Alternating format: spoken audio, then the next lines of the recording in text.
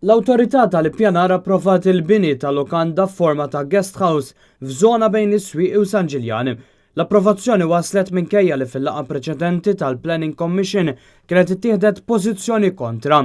Jidher iżda li l-pożizzjoni nbidlet meta kien hemm preżenti chairperson Elizabeth Ellul. Dan il-proġett ifisser li fil-prattika se jkun qed isir żvilupp f'Witomor. Oriġinarjament il-Planning Commission kienet iddikjarat li din il-lokanda ta' 23 kamra tmur kontra l-policies tal-ippjanar u kellha tiġi rifjutata.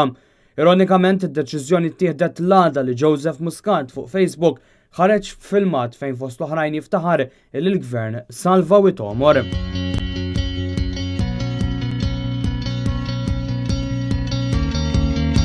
Is-Sindku tas-Swieq Inow Muscat stqarmana li l-Kunsill mhux jaċċetta li jsir dan l-iżvilupp f'Witomor.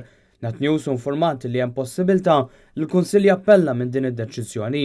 Anke fil-laqgħa stess kien hemm diversi persuni li kienu qed joġġezzjonaw għal din il-lokanda. Iż-żona fejn se jsir il-bini tinsab bejn it-Tiguljo u l-Pont Manuel Dimek. Fiż-żona sal-lum hemm garaxx ta' 60 metru kwadru.